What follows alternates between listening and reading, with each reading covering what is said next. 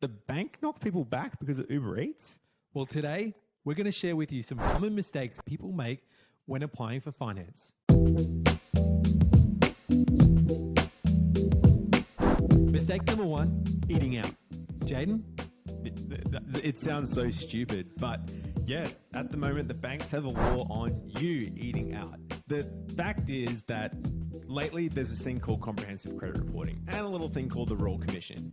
You add these two things together and the banks have become crazy on all the little details. They need to be shown that they're doing their due diligence and they're checking over things properly, because at the end of the day, they're giving you a home loan for 30 years and not for a couple of months. So what that means is they're looking at your Uber Eats, they're looking at your Foodora, they're looking at your Deliveroo, they're looking at everything that you're spending. Afterpay. The banks these days are actually asking for up to 3 to 4 months of your day-to-day transaction statements.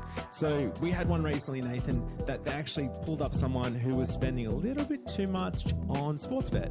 And it was around Melbourne Cup, and there was some there was some circumstances there, but the fact is the banks are going into that level of detail. It is crazy. So you need to look out for that. So what do you need to look for, Nathan? Top tip here on eating out or your transaction statements. What should you do?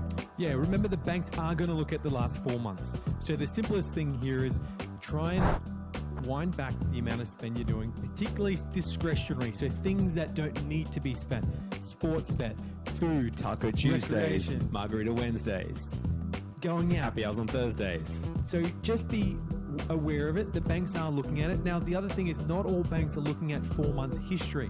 So what that means is you can find lenders that aren't going through and scrutinizing every expense that's been made, which will give you a better chance of getting your loan approved. So knowing the lenders to go with and ensuring that you're dealing with the lenders that are going to look more favorable on your situation rather than pull you apart is important as well. Number 2, not viewing enough properties before you make an offer.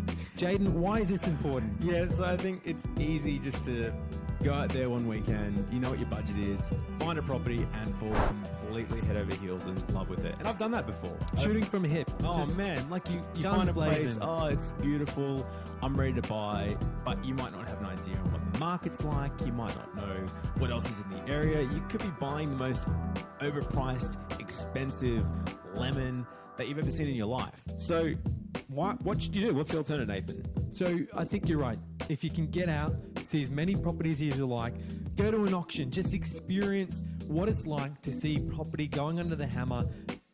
It's something that not many people do, go out and check properties out just for the sake of checking it out. But the more properties you see, the better you're going to understand the market.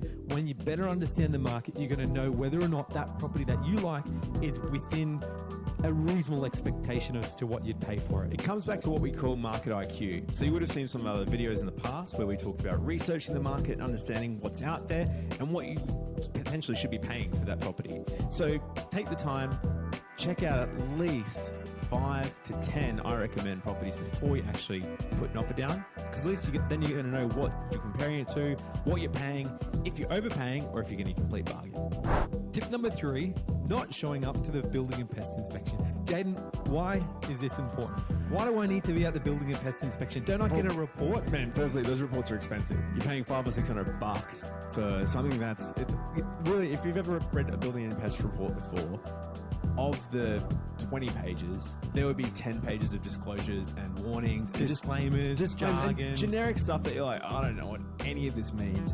And even when I've read them before, it'll have stuff on there like a generic disclaimer about termites or white ants, and you might be like, oh, does this mean I've got them in there? Is this I don't understand. So yeah, you've got to be there physically. The building and pest inspector in Queensland anyway is generally a licensed builder. So they'll take you through and walk you through issues. If there's a downpipe leaking, if there's termites found in the building, I hope not. But anyway, they'll take you through it. And they'll also tell you what to expect to pay to fix some of those problems. So Nathan, you've had situations in the past where people have found problems. Is that a good or a bad thing if you find a problem with the property? Well, as you said, when you go there and you're with the building and pest inspection and you see firsthand and they point out problems with the property and you can go, okay, well, I see it, I understand it. You can ask them questions and get an understanding and get more comfortable. So I had a personal situation where I went to buy a property, had a finance clause and a building and pest clause.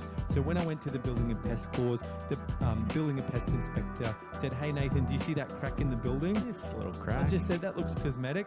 We went around the building. He looked at a stump and he said, "See this stump? It's a cut down tree.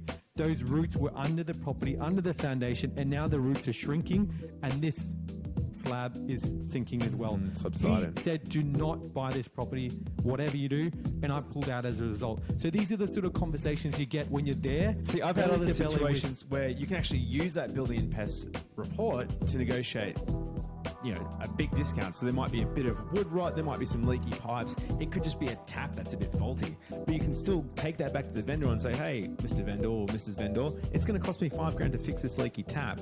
I want you to take $10,000 off the price." And you can use that to negotiate, even after you've signed the contract of sale, to get a better deal. Tip number 4, misunderstanding the real estate agent's role in the transaction. So Jen, what do you mean? Doesn't the real estate agent need to know everything about my situation and I tell it's all good? I've got friends that are agents. I feel like they get a bit of a bad rep, but it's because it's what the industry is, unfortunately. They are remember, salesmen. well, also they work for the vendor. They don't work for you. So their goal at the end of the day is to increase the purchase price or to get better terms for their vendor they're working for, That's and the person ultimately that pay their bills. Yeah. So Nathan's right. So I've seen heaps of cases where people will go up.